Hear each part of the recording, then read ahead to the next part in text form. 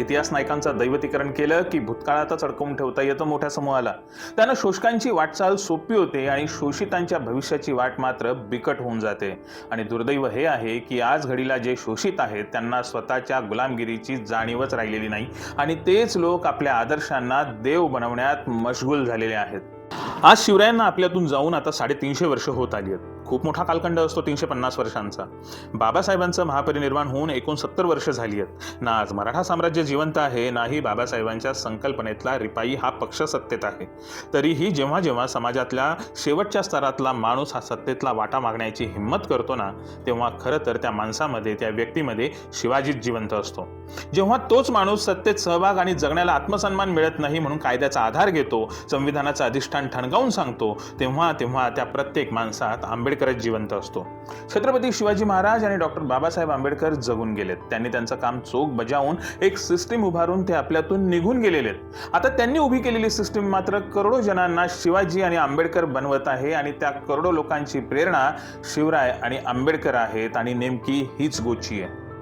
N Shivraj यांनी म्हटलं होतं ना की dead Ambedkar is more dangerous than alive Ambedkar. हेच वाक्य शिवरायांच्या बाबतही लागू होतं आणि त्यामुळेच धर्माच्या ठेकेदारांना ही वृत्ती मोडीत काढायची असते। पण आता काही केल्यास शिवाजी आणि आंबेडकर ही नावं समाजमनातून जाणारी नाहीत, त्यांचा पराभव करणं शक्य नाही। अशा वेळेस ठेवणीतलं हत्यार काढलं जातं। आपल्या विरोधातील लढवय्याला जेव्हा आपण हरवू शकत नाही, तेव्हा त्याचा देव बनवून टाकला की आपोआपच पराभव होऊन जातो। खूप वर्षांपूर्वी डॉक्टर रूपा कुलकर्णी बुधी यांनी एक प्रश्न विचारला होता की बुद्ध जर खरंच विष्णूचा अवतार आहे तर दुनियाभरचे देव देव्हाऱ्यात ठेवणाऱ्या हिंदूंच्या देव्हाऱ्यातून बुद्ध का गायब असतो बरं? आहे की नाही लॉजिकल प्रश्न? आणि आता हाच प्रश्न तारा भवाळकर यांनी थेट साहित्य संमेलनाच्या मंचावरूनच विचारलाय। इतका थेट प्रश्न विचारलेला असतानाही एकाही सनातनी टणाटणाला त्याचं उत्तर देता आलेलं नाही। विष्णूच्या इतर अवतारात आणि बुद्धामध्ये जमीन आसमानचा फरक आहे, त्याबद्दल आपण नंतर कधीतरी सविस्तरपणे समजून घेऊच। आपला आजचा विषय मात्र तो नाही। बुद्धानं 2500 वर्षांपूर्वी ब्राह्मणशाही विरोधात जे प्रबोधन घडवलं, ज्ञानाची कवाडं सर्वसामान्यांसाठी उघड करून टाकली, तेव्हापासून आजपर्यंत बुद्धाचा पराभव करणं शक्य झालेलं नाही। बुद्ध भले भारतातून काही काळापुरता हद्दपार झालेला असला तरी त्याने पुन्हा भारतात प्रवेश केलाच। आज जगात बुद्ध ज्या ताकदीनं आहे तिथून त्याला हद्दपार करणे आता जवळपास अशक्यच। मग अशा केसमध्ये काय होतं माहितीये का? ज्याला हरवता येत नाही ना त्याला आपलंसं करायचं असतं, त्याला प्रातस्मरणीय बनवायचं। बुद्ध तुमच्या आमच्यासारखाच आईच्या गर्भातून जन्माला आलेला मुलगा, स्वकर्तृत्वानं ज्ञानार्जनानं महान बनला होता। बुद्ध जन्माला आला तेव्हा ना विजा कडाडल्या ना भर रात्रीच्या वेळी सूर्य उगवला होता। साधारण मनुष्य जशी जन्माला येतात तसाच बुद्धाचा जन्म झाला होता। वयाच्या 80व्या वर्षी सुकरमद्दव खाऊन फूड इन्फेक्शन झाल्यामुळे मृत्यू देखील झाला होता। काही अमरबिमर झाल्याच्या भाकड कथा नाही की वैकुंठाचं कोणतंही विमानासारख्या खोट्या कथा नाहीत। तर अशा या बुद्धाला कधी हरवणं शक्य झालं नाही, मग त्याचा देव करून टाकला। ही जुनी खोड आहे। भारताच्या मध्ययुगीन इतिहासात देखील ही खोड कायम राहिली होती। शिवाजी महाराजांसारखा माणूस जो कैक वर्षांच्या कालावधीनंतर या मातीला लाभला, तोही या मातीतच जन्माला आला आणि या मातीतच शेवटचा श्वास घेतला। पण आपल्या आयुष्यभरात स्वकर्तृत्वानं शिवबांनी इथल्या सामान्य रयतेला मोकळा श्वास घेण्याचं स्वातंत्र्य दिलं। स्वराज्य काय असतं याची चव रयतेला चाखवली। स्वराज्याचा कारभार रयतभिमुख करण्याचा त्यांचा प्रयत्न इतका यशस्वी झाला की तत्कालीन धर्मव्यवस्थेला हा स्वतःवरचा घालाच वाटून गेला। आम्ही शूद्रास राजा मानतच नाही म्हणून राज्याभिषेकाला विरोध केला गेला। हा विरोध अगदी शाहू महाराजांच्या वेदोक्त प्रकरणापर्यंत कायम होता। शाहू महाराजांना वेदोक्त प्रकरणात काय काय त्रास दिला गेला होता हे अख्ख्या जगाला माहीत आहे। शिवाजी महाराजांनी सत्तेची सूत्र ही लोकाभिमुख करणं, रयतेला शिक्षणाच्या प्रवाहात आणणं, धर्मभाषेचे अवडंबर नाहीसं करणं इतक्या क्रांतिकारी गोष्टी होत्या की त्यामुळे धर्माधीशांचं पित्त खवळलं नसतं तरच नवल वाटलं असतं। आणि यातूनच जन्माला येतं जिवंत माणसाचं दैवतीकरण करण्याचं एक अक्षम्य असं षडयंत्र। नमस्कार, मी वैभव छाया, आपणा सर्वांचं स्वागत आहे आपल्या यूट्यूब चॅनलवर। आज आपला हाच विषय आहे, महामानवांचं दैवतीकरण करा आणि त्यांचा पराभव आपोआप होऊन जाईल याचा। खूप सोपा विषय आहे, पण शेवटपर्यंत नक्की पहा। मला पूर्ण खात्री आहे की व्हिडिओ पाहिल्यानंतर तुम्ही स्वतःशीच म्हणाल, यार आपला राजा आपला बाप असा नव्हताच की, आपण बरंच चुकीचं वागलेलो आहोत। आपण शिवरायांना भविष्याचा मार्गदाता म्हणून पाहण्याऐवजी त्यांचा वापर अधिकाधिक भूतकाळातच राहण्यासाठी करतोय हे जाणून अधिक दुःख होईल। आणि व्हिडिओचा एक डिस्क्लेमर आहे जो व्हिडिओच्या शेवटी आहे। भावना दुखावून मुळव्याध दाखवणाऱ्यांसाठी तो खास मी टाकलेला आहे, तेव्हा व्हिडिओ शेवटपर्यंतच पहा। पण त्याआधी आपण सुरुवात करूयात 2 सिनेमांच्या गोष्टींपासून, म्हणजे तुम्हाला विषय समजायला सोपा होईल की देव नेमका निर्माण होतो तरी कसा, देवाचा जन्म होतो तरी कसा, देवाला जन्माला घातलं तरी कसं जातं. पहिल्या सिनेमाचं उदाहरण पाहूयात. देव आनंदचा गाईड सिनेमा. भारतीय चित्रपट इतिहासातील सर्वकालिक महान कलाकृतींपैकी एक म्हणून गाईड हा चित्रपट गणला जातो. नुकताच जेलमधून सुटलेला राजू गाईड काही भगवादारी गोसाव्यांसोबत राहू लागतो. अशातच तो एका गावात पोहोचतो. तिथं लोक त्याचा वेश पाहून त्याला देव समजू लागतात. त्या गावात दुष्काळ पडलेला असतो. कोणी उपवास केला तर हा दुष्काळ निघून जाईल अशी गावकऱ्यांची समजूत असते.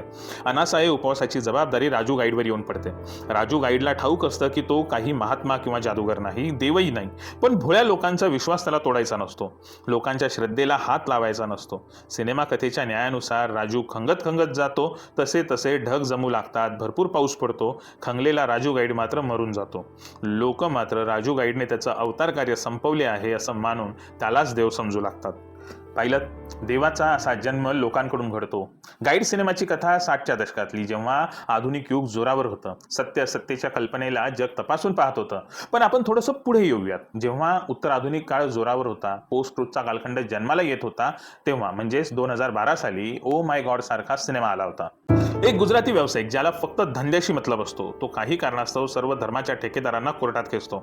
आजवर कायम अंधभक्तीच्या जोरावर स्वतःची सत्तास्थानं काबीज राखणाऱ्या धर्माच्या ठेकेदारांची कधी लॉजिकशी थेट लढाई झालेली नसते. ती पहिल्यांदाच कोर्टात होते. कांजीभाई त्या सगळ्यांना हरवतो, पण ते ठेकेदार मात्र नेमक्या वेळीची वाट पाहत असतात. ज्यानं लॉजिकच्या जोरावर देव सिद्ध करू पाहणाऱ्यांना हरवलं होतं, त्या ठेकेदारांनीच कांजीभाईला देवाचा अवतार घोषित करून टाकलं होतं. अशी होती त्या सिनेमाची कथा. जेव्हा कांजीबाईला हरवता आलं नाही, तेव्हा त्यांनी त्याचा देव बनवला. कांजीबाई जिंकूनही हरला होता. लक्षात आलं असेलच ना, देव कसा जन्माला येतो, देव कोण जन्माला घालतो, देवाला जन्माला घालून कुणाचं पोट भरतं, या 3 प्रश्नांची उत्तरे सापडायला या 2 सिनेमांची कथासूत्र पुरेशी आहेत. आपल्या सर्वांचा प्रवास राजू गाईड किंवा कांजीबाई सारखाच आहे. आपण सर्वच जण एकाच वेळेस भोंगळे आहोत, पण आपल्याला फक्त समोरचाच भोंगळा दिसतोय. आपण मूर्ख, दुष्ट, लोभी आणि प्रत्येक गोष्टीवर माझाच हक्क सांगण्याच्या इल्युजनमध्ये जगत आहोत. आपण अनेक विकारांनी ग्रासलेलो आहोत. या विकारांना लपवण्यासाठीच आपल्याला देव लागतो. मग देव पारलौकिक शक्तींमध्ये आपण शोधतो किंवा कोणत्याही महान व्यक्तीलाच आपण देव बनवून टाकतो. त्या देवाच्या आड आपण आपले विकार लपवतो. त्याच्या भक्तीच्या आड आपण आपलं नाकर्तेपण झाकत असतो. शिवरायांना देव बनवणाऱ्यांना ठेकेदारांचं नेमकं इथेच फावतं. आपल्या समाजात असे भरपूर लोक आहेत की ज्यांना ठाऊक आहे की आपण सुपरह्युमन सोडा, साध्या ताकदीचे किंवा वकुबाचे देखील नाही आहोत. आपल्यामध्ये ना नैतिक बळ आहे ना आत्मबळ. आपण खूप कमजोर मानसिकतेचे व्यक्तिमत्व आहोत. आपण पूर्णतः न्यूनगंडाने भरलेलो आहोत. आपल्याकडून काहीच जबाबदारी सांभाळली जाणार नाहीये, ना जबाबदारी पार पाडली जाणार आहे. आपण कधीच 4 चौघांमध्ये वेगळे उठून दिसणाऱ्यातले नाही आहोत. ही भावना मनात जोपासणाऱ्यांची संख्याच सर्वाधिक आहे आणि त्यामुळेच अशा संख्येने सर्वाधिक असणाऱ्या लोकांना देव लागतो म्हणजे लागतोच. कॉम्रेड गोविंद पानसरेंनी त्यांच्या पुस्तकात म्हणजे शिवाजी कोण होता मध्ये स्पष्टपणे म्हटलंय ना, शिवाजी माणूस होता, चांगला माणूस होता, थोर माणूस होता, हुशार व दूरदृष्टीचा माणूस होता, नीतिमान आणि व्यवहारी माणूस होता, शूर, लढवय्या आणि कुशल संघटक होता, पण माणूसच होता. देव नव्हता, अवतार नव्हता. शिवाजीचा देव केला म्हणजे काय होतं? देव केला की मग शिवाजीसारखं वागण्याची आपणावर जबाबदारी राहत नाही. परत ऐका बरं का, शिवाजीचा देव केला की मग शिवाजीसारखं वागण्याची आपणावर जबाबदारी राहतच नाही. आता तुम्ही विचार करा, महाराष्ट्रात मागील काही वर्षात महिलांवर होणारे अत्याचार अधिक वाढलेले आहेत. राजरोसपणे कुणाच्याही घरावर बुलडोजर चालवला जातोय. भ्रष्टाचार उघड होऊनही काहीही कारवाई होत नाहीये. राजकारणात एक नीतिमत्ता जोपासायची असते, ती नीतिमत्ता ही पायदळी तुडवली जाते. पदोपदी मराठी भाषेचा अपमान होतोय. मराठीत बोलतो म्हणून जीव घेणे हल्ले होत आहेत. मराठी शाळा तोडल्या जात आहेत. महाराष्ट्राची जंगलं उद्ध्वस्त केली जात आहेत. महाराष्ट्राचा सह्याद्री पोखरून काढला जातोय. महाराष्ट्राचे उद्योग गुजरातला पळवून नेले जात आहेत. आणि असं बरंच काही होतंय, चालू आहे आणि भविष्यात घडणार आहे, जे व्हायला नको. तरी देखील महाराष्ट्र धर्म जाणणारा मराठी समाज मात्र चूप आहे. एकदम चिडीचूप, शेपूड घालून बसलेल्या माकडासारखा चूप. का माहितीये? कारण या मराठी समूहाने शिवाजीचा देव केला, शिवाजी महाराजांचा देव बनवू दिला. त्यामुळे आता या मराठी समाजावर शिवाजीसारखं द्वेषाने लढण्याची कोणतीच जबाबदारी शिल्लक राहिलेली नाही. अशोक वानखेडे म्हणतात ना, दिल्लीची सत्ता राखते, तख्त राखतो महाराष्ट्र माझा. अहो कसलं तख्त राखतो महाराष्ट्र माझा? दिल्लीच्या पालख्या वाहतो महाराष्ट्र माझा. दिल्लीच्या पायाची लोणगळ घालतो महाराष्ट्र माझा. शिवरायांचं दैवतीकरण करून आपण स्वतःला लढण्याच्या जबाबदारीतूनच सोडवून घेतलेलं आहे. आपण स्वतःलाच इतकं न्यूनगंडात अडकवून टाकले की आता खरंच झालंय की दिल्ली आणि गुजरातच्या पालख्या वाहतोय महाराष्ट्र माझा. महाराष्ट्रात शिवाजी हे नाव सर्व 18 पगड जाती, 12 बलुतेदार, 18 अलुतेदारांना जोडणारं एक महान नाव, जे मागच्या 350 वर्षांपासून अविरत कार्यरत आहे. शिवाजी महाराजांचा मृत्यू झाला एप्रिल 1680 साली, तरीही शिवाजी नावाची जादू अजूनही कायम आहे आणि ती जोपर्यंत कायम राहील तोपर्यंत मनुस्मृतीचं राज्य परत येण्याची शक्यता नाही. मग या शिवाजीला रामाच्या रूपात आणण्याचा घाट घातला गेला. तुम्हाला या जाहिराती आठवतच असतील ना? शिवछत्रपतींचा आशीर्वाद देऊ मोदींना साथ. छत्रपतींना आधी रामाच्या रूपात दाखवलं, मग हळूहळू मोदींना शिवरायांच्या रूपात दाखवायला सुरुवात झाली. कुणी काहीच बोललं नाही. का तर पुस्तकांचं वाचन नाही, खरंच नाही. शिवाजी का म्हणता, शिवबा का म्हणता, छत्रपती म्हणा असा घोषा लावणारे पोरं ही वाचनापासून कोसो लांब आहेत. हे माझं ठाम मत आणि निरीक्षण आहे. या लेकरांना शाहिस्ते खानाच्या बोटांचा किमा आणि अफजल खानाचा कोथळा या पलीकडे काहीच माहीत नसतं. त्यांना शिवाजीसारखं वागण्याची जबाबदारी नको असते. त्यांना फक्त स्वतःचा न्यूनगंड लपवायचा असतो. म्हणून शिवाजी महाराजांना रामाच्या रूपात पाहतानाही त्यांना काहीच वावगं वाटत नाही. छत्रपती शिवरायांचं सर्वात पहिलं चरित्र लिहिणारे कृष्णराव अर्जुन केळुस्कर म्हणजे केळुस्कर गुरुजींनी त्यांच्या चरित्रात काय लिहिलंय ते पाहाच एकदा. ते म्हणतायत की हनुमान स्वामी समर्थ व महाराजांच्या 30-32 वेळा झालेल्या भेटीचा उल्लेख देतो. त्यातील एकाही प्रसंगी महाराजांनी त्यास राजकीय बाबतीत सल्ला मसलत विचारल्याचा उल्लेख तो कुठेही करत नाही की ज्या भेटी झालेल्याच नाही. शिवाय रामदास साधूंशी 1649 पासून संघटन होते हे जर खरे, तर महाराजांच्या मनात उपासनांतर कसे उद्भवले नाही हे एक कोडेच आहे. खरे पाहता महाराज अखेरपर्यंत भवानीचे उपासक होते, ते रामभक्त झाल्याचा कुठलाही पुरावा नाही. पाहिलं, जर पुस्तकं वाचली असती तर ते प्रयत्न तिथेच आणून पाडता आले असते, पण ते तसे झाले नाही. उलट आता शिवरायांची आरतीच आली आहे. नुकत्याच झालेल्या शिवजयंतीला ठिकठिकाणी आरत्या म्हणताना लोक दिसत होते. आता काय होईल? आता आरत्या सुरू आहेत बरं का. आता आरत्या सुरू आहेत. उद्या शिवरायांच्या नावाने नारळ फोडली जातील. पुढच्या वर्षी कदाचित नवस बोलले जातील. काय माहिती नंतर एखाद्या शिवजयंतीला बायकांच्या बाप्यांच्या अंगात शिवाजी महाराज येतील. एकदा का अंगात यायला लागलं की शिवाजी महाराजांच्या नावाने मठ जन्माला येतील. मठ आले की बाबाबुवा आलेच. भोंदू महाराजांचा सुळसुळाट होईल. शिवाजी महाराजांच्या नावाने कथावाचक जन्माला येतील. शिवरायांनी आपल्या 18 पगड जातीतल्या मावळ्यांना सोबत घेऊन जे वीर पराक्रम गाजवलेत ना, त्या वीर पराक्रमांना चमत्काराच्या गोष्टीत बदलवून टाकलं जाईल. मग ते चमत्काराच्या गोष्टी सांगणाऱ्यांना दक्षिणा द्यायचे उपक्रम सुरू होतील आणि असं हळूहळू करून शिवाजी नावाचं महात्म्य, शिवाजी नावाचं कर्तृत्व आणि सर्व जातींना एका सूत्रात बांधून ठेवणाऱ्या पराक्रमी महामानवाच्या कर्तृत्वावर शेणाचा बोळा फिरवला जाईल. म्हणून जेव्हा केव्हा शिवरायांच्या नावाने आरत्या, धुपारत्या, कापूर जाळले जातील तेव्हा लक्षात घ्या, आपण कापूर नव्हे, शिवरायांचं छत्रपती म्हणून असलेलं कर्तृत्व जाळत आहोत हे लक्षात घ्या. शिवरायांचं स्वराज्याचं स्वप्न, त्यांचे विचार, त्यांचे शेतकरी धोरण, त्यांचं आरमार विषयक धोरण, त्यांची राजमुद्रा, त्यांचं व्यापार उद्यमाचं धोरण, त्यांचं परराष्ट्र धोरण, त्यांचे सामाजिक न्यायाचे विचार, त्यांचे स्त्री विषयक धोरण, हे सर्व काही इतिहासाच्या ब्लॅक होलमध्ये कुठे गुडूप होऊन जाईल याचा पत्ताही लागणार नाही. अगदी प्रबोधनकार ठाकरे यांच्या भाषेत सांगायचे तर 33 कोटी देवांची फलटणही शिवरायांच्या नावासमोर फिकी पडते. तेव्हा अकारण भावनेच्या भरात दैवी संकल्पनेच्या दृष्टिकोनातून शिवरायांना पाहणं थांबवलं पाहिजे. शिवराय हे जागतिक कीर्तीचे महामानव आहेत, तरी आपण सुधारत नाही. त्याचा परिणाम आता लगेच दिसून यायला लागलेला आहे. SBI ही भारतातील सर्वात मोठी बँक. शिवजयंती ही प्रत्येक सरकारी संस्थेत साजरी होते, पण SBIने यावर्षी शिवजयंतीच्या दिवशीच हळूच सत्यनारायण घुसवला. फ्रीमधलं जेवण मिळतंय म्हणून SBIच्या डरपोक आणि नेभळट कर्मचाऱ्यांनी त्याला साधा विरोध देखील केला नाही.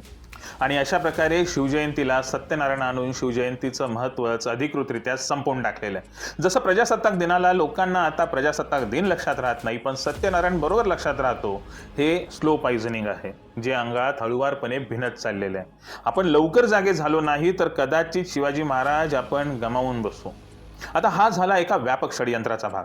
पण आपण शिवाजी हे नाव उच्चारण्यावर जे गलिच्छ राजकारण आज आपण पाहतोय ना, ते पाहून खरंच मन दुःखी होत आहे.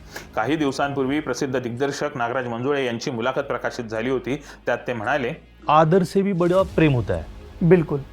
कुछ लोग हैं जो खामखा आपकी लॉयल्टी या आपका आदर चेक करते हैं, जो मैं मानता हूँ कि अच्छी बात है नहीं. और शिवाजी सबको अपने बाप जैसे लगते हैं. शिवबा भी बोलते हैं हम. शिवबा, जैसे ज्योतिबा बोलते थे वैसे शिवबा भी बोलते हैं. हाँ. शिवबा का अर्थ क्या हुआ? हमारे पिता शिवाजी. शिवाजी ये तो बहुत सुंदर भाव, वही जो आप कह रहे हैं कि प्रेम से बुलाना. बिल्कुल. और मुझे भी कुछ लोग ऐसे कहते थे कि ऐसे कहो. और आदर तो है ही, और आप कितने भी आदर से, प्यार से बोलने का दिखावा कर लो, अगर आदर नहीं है आपके दिल में तो वो शब्दों में कुछ है नहीं. तो शिवाजी महाराज के प्रति बहुत आदर है. और ये जरूरी नहीं कि आप मुझे सिखाएं कि कैसे शिवाजी महाराज वो या मेरे शिवाजी और को- उनके बीच की हाँ, बात मेरी है। बात है यार, मेरा सीधा रिश्ता है।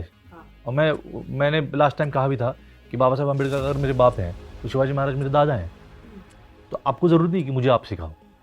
खरं आहे ना, आंबेडकर माझा बाप आणि शिवाजी माझा आजोबा इतकं साधं सरळ सूत्र आहे.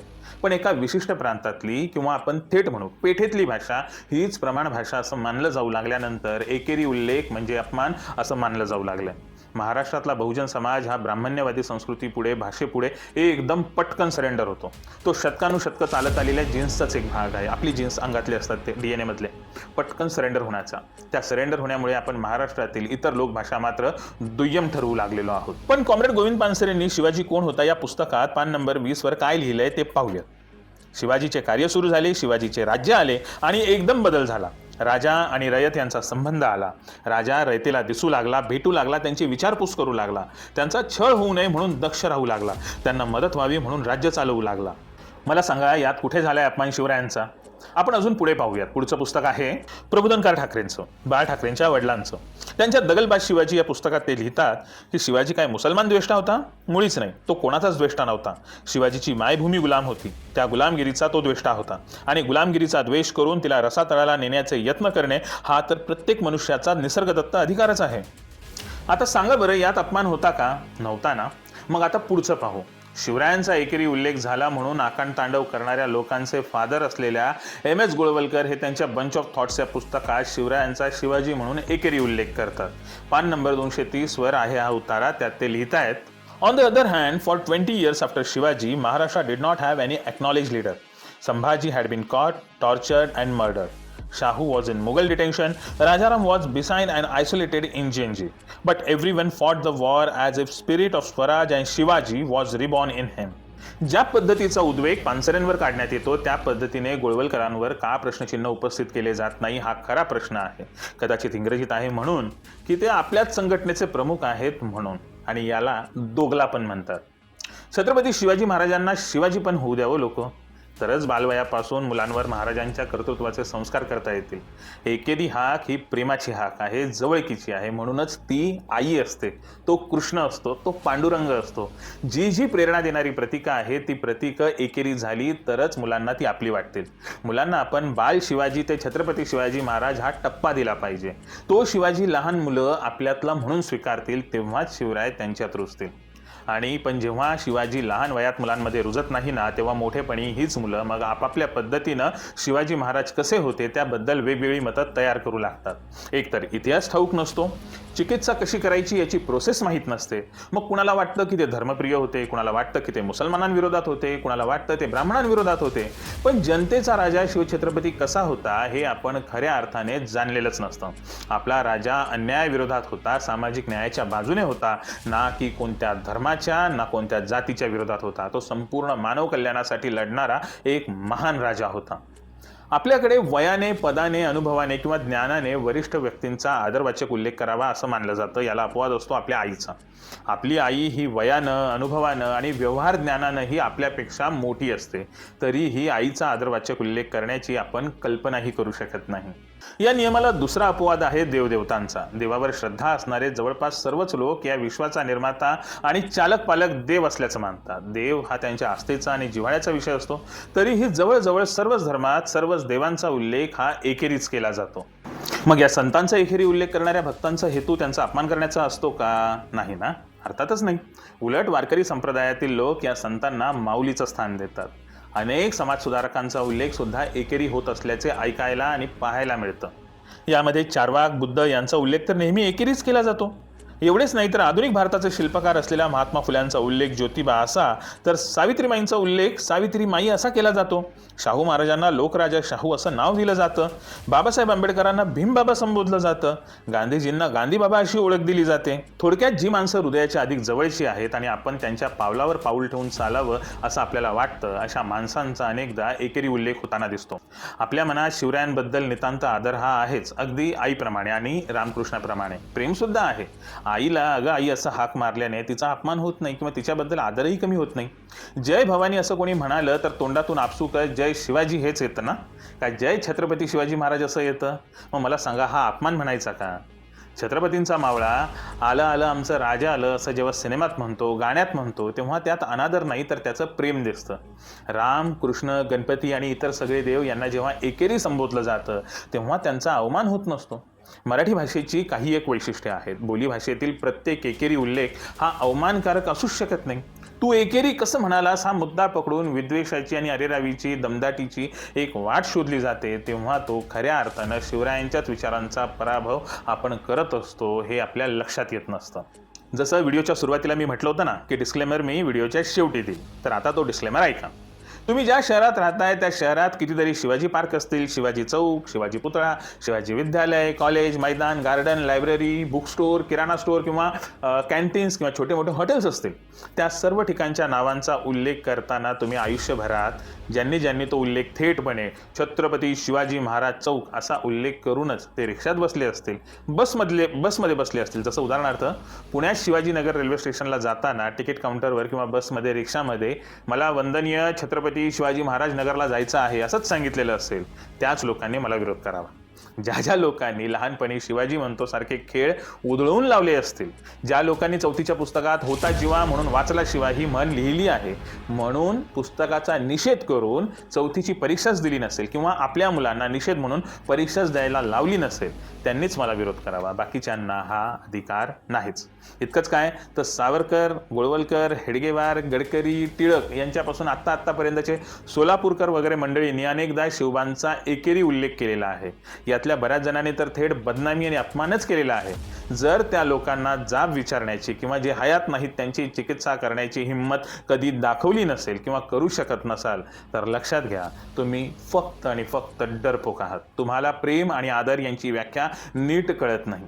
जय भवानी म्हणताना भवानी माता असा उल्लेख करत नाही, जय शिवाजी म्हणताना जय छत्रपती जय शिवाजी असा उल्लेख करत नाही. तिथं प्रेम आदर दोन्ही गोष्टी हायेस्ट पीकवर असतात. प्रेम आणि बळ एकत्र मिळतात म्हणून आपण जोशात म्हणतो ना, जय भवानी जय शिवाजी. असो, या डिस्क्लेमरमध्ये जे जे अपात्र आहेत त्या सर्वांना कमेंट करण्यास मी सक्त मनाई करणार नाही, कारण हा शाहू फुले आंबेडकरांचा लोकशाहीवादी महाराष्ट्र आहे. शिवाजी महाराज या सर्वांची प्रेरणा आहेत. इथं कुणाचंही मत दाबलं जाणार नाही. प्रत्येकाच्या मताचा यथायोग्य आदरच राखला जाईल. दोस्तो, मी आंबेडकरी विचारधारेच्या मुशीतून घडलेलो आहे. माझ्यासारख्या अनेकांनी आंबेडकर हे नाव आणि व्यक्ती नैसर्गिकच राहू दिलेली आहे.